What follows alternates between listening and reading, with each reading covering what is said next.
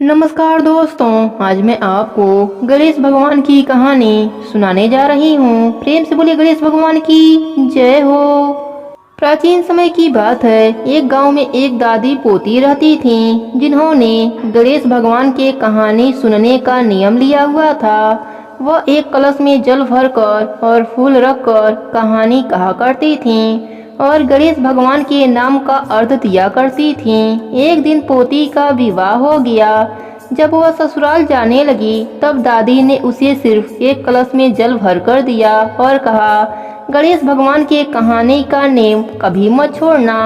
पोती विदा होकर ससुराल चली गई और चलते चलते सोचती रही कि ससुराल में सब पूछेंगे कि बहू क्या क्या लाई हो, तो मैं क्या बताऊंगी।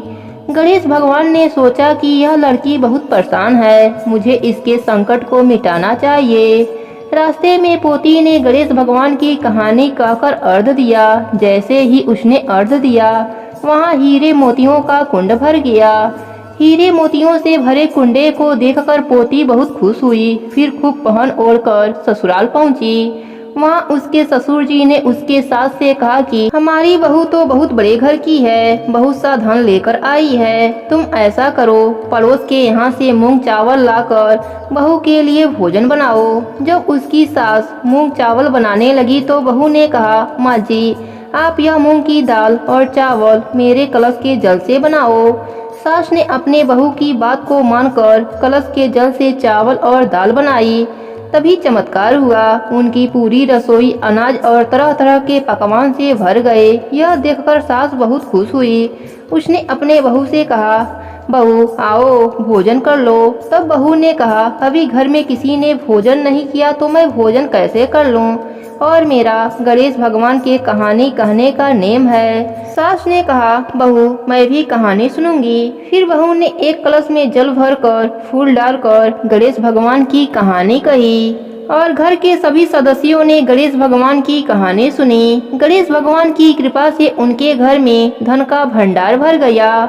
यह सब देखकर सास और भी अधिक प्रसन्न हुई। फिर वह खुशी खुशी अपने पूरे मोहल्ले में गणेश भगवान का प्रसाद बांटने गई।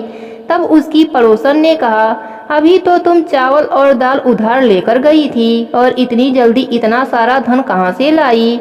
तब उसकी सास बोली, मेरी बहू हर रोज गणेश भगवान की कहानी कहा करती है, यह सब उसी का फल है। सास की बात सुनकर पड़ोसन को बड़ी हैरानी हुई और उसने कहा, मैं भी गणेश भगवान की कहानी सुना करूंगी।